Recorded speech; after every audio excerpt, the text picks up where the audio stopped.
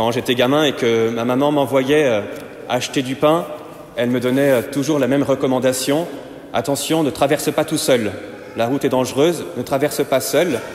Je pense qu'aujourd'hui, tellement on vit dans un monde de fous, on dirait plutôt surtout ne parle à personne, ne parle pas à un inconnu. Et d'ailleurs, on ne laisserait même pas peut-être son enfant partir tout seul. Bref, je retiens quand même cette recommandation, ne traverse pas seul.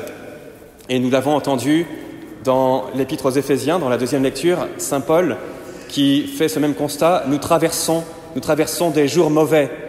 Je trouve aussi un écho dans le psaume 22, 23, si je traverse les ravins de la mort. On a tous, à un moment de notre vie, quelque chose à traverser, une épreuve, un deuil, une rupture, la crise de la quarantaine, une trahison, ce moment où, dans nos sentiments, tout semble s'effondrer, ou alors, vous savez, ce long voyage en train, vous traversez la France, et puis vous devez supporter, parce que vous êtes mal tombé, l'enfant qui crie dans le compartiment juste à côté. Bref, on a tous comme ça des épreuves plus ou moins importantes à traverser. Alors comment traverser les ravins de la mort? Eh bien, il y a une première solution qui est d'aller chercher de belles citations sur Insta. Voilà, de belles phrases comme ça. Eh bien, les belles phrases sur Insta, ça marche. Et ça marche parfois longtemps, mais bref, ça marche un temps. Et quand on n'a rien d'autre, eh bien, la sagesse des hommes donne parfois des lumières qui aident à tenir. Oui, avec ces belles phrases, on tient. Mais moi, je ne sais pas pour vous, mais moi, je ne veux pas me contenter de tenir. Je ne veux pas tenir, je veux vivre. Il y a 3 jours, j'ai perdu un ami qui avait 25 ans et qui aurait fêté aujourd'hui 1 an de mariage. Il a communié, il a fait sa confirmation il y a exactement 3 mois, le 18 mai, dans les mains de notre évêque. Je peux vous le dire, je suis vraiment bouleversé. Et que dire de son épouse, de ses parents, de ses frères, de ses amis? C'est complètement absurde. Alors, on peut toujours se rassurer avec de belles phrases du genre « c'était écrit » ou « de toute façon, on n'est pas fait pour ce monde ». Chers amis, si ces phrases vous aident à tenir, tant mieux pour vous, mais c'est comme si on vivait sous perfusion.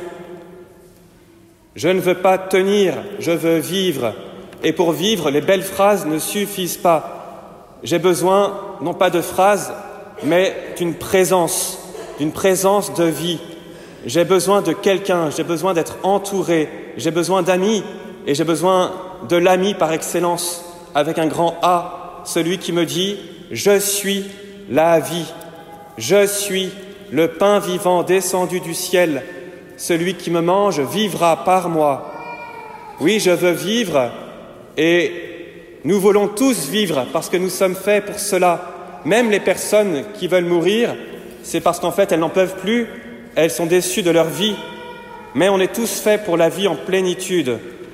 Je ne parle pas, bien sûr, de la simple vie biologique. Il y a des personnes qui se portent très bien biologiquement, mais dont la vie n'a aucun sens. Et au contraire, j'ai vu ma propre maman mourir, décliner progressivement d'un cancer, et son AVC lui a empêché de parler pendant 2 mois, mais qui, dans sa maladie, était plus vivante que moi, alors que biologiquement, elle mourait, elle était en réalité plus vivante que moi. C'est quoi le secret de tout cela? Saint Paul nous dit « Cherchez à comprendre la volonté du Seigneur ». Eh bien, je vous avoue que je n'arrive pas à la comprendre, cette volonté, mais aujourd'hui, j'accueille le petit cadeau qu'il me fait dans la Sainte Écriture. Aujourd'hui, pour aujourd'hui, le Seigneur nous offre une maison. Une maison. C'est tellement beau, une maison qui respire la paix et l'amour. J'étais invité la semaine dernière chez une famille. C'était beau, cette ambiance familiale, cette bienveillance mutuelle, ce service du prochain. Ça sentait bon, ça respirait l'amour. Et j'en connais de ces maisons si simples où l'ambiance familiale est une bonne terre propice au développement de la vie. Mais je connais aussi de ces maisons où les cris et les insultes viennent pourrir l'ambiance et au fond viennent semer la mort dans les cœurs. Eh bien aujourd'hui, la maison que Dieu nous offre, ce lieu de vie, c'est celle dont nous parle le livre des Proverbes, la sagesse, avec un S majuscule, c'est-à-dire la pensée éternelle de Dieu. La sagesse a bâti sa maison.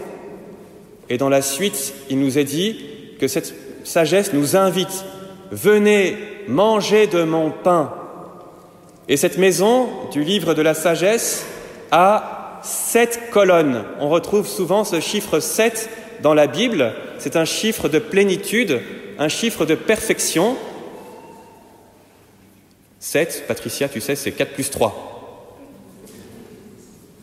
4, dans la Bible, c'est le chiffre de la terre, les 4 points cardinaux, par exemple. Et 3, c'est le chiffre du ciel, la Sainte Trinité, le 3 fois saint devant le Seigneur. Donc, la sagesse a bâti sa maison qui repose sur 7 colonnes, c'est-à-dire des éléments de la terre et des éléments du ciel. Eh bien, cette maison, pour nous, chers frères et sœurs, n'est rien d'autre que justement quelqu'un, Jésus-Christ, qui est à la fois de la terre et du ciel. Jésus-Christ, vrai homme, qui a vécu notre condition d'homme, et vrai Dieu, qui est source de vie. Oui, chers amis, le cœur de Jésus est notre maison, il est notre refuge, il est le lieu du développement de notre vie, il est notre lieu habituel de vie. Je sais que beaucoup d'entre vous ont une dévotion envers le Sacré-Cœur de Jésus, et c'est bien de s'adresser au cœur de Jésus, mais c'est encore mieux d'entrer dans ce cœur. Seigneur, accueille-moi dans ton cœur qui est lieu de vie, et même si je me considère comme le plus ingrat, le plus vil de tous les pécheurs, eh bien Seigneur, ton cœur est le refuge des pécheurs, et même pécheur que je suis, je peux trouver ma place dans ton cœur de miséricorde. Prions, chers frères et sœurs, en entrant dans ce cœur de Jésus. Merci Seigneur de m'accueillir dans ton cœur, et même si je quitte la prière, je ne quitte pas ce cœur. Comme le Seigneur nous le demande, demeurez en moi. Vous voyez, il ne s'agit pas de tenir, il s'agit de demeurer. Je demeure dans la maison de ton cœur, Seigneur, qui est la maison de la sagesse éternelle, qui est mon refuge et ma force. Demeurez en moi, dit Jésus. Mais cela ne suffit pas. Jésus continue, demeurez en moi, comme moi en vous. Autrement dit, quand j'entre dans la maison du Seigneur, je deviens moi-même maison du Seigneur. Un peu comme cette éponge qu'on plonge dans l'eau, eh bien, l'éponge est dans l'eau et l'eau est dans l'éponge. Eh bien, nous sommes dans le Seigneur comme le Seigneur est en nous. Oui, Jésus veut devenir en nous source de vie. Source de vie. La source, c'est comme le point de départ du jaillissement de nos activités, de nos pensées, de nos paroles, de nos actions. Alors posons-nous la question, qu'est-ce qui est habituellement l'impulsion de mes pensées, de mes actions, de mes agissements? Est-ce que c'est habituellement la colère?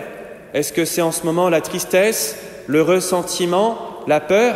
Tout cela sommeille en nous ou est actif en nous.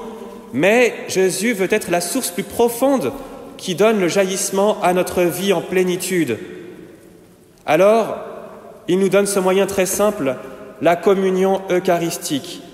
Par la communion du pain vivant descendu du ciel, vrai Dieu et vrai homme, je choisis non pas d'être guidé sous l'impulsion de mes sentiments du moment, mais par la vie en plénitude qui est au fond du fond de mon cœur.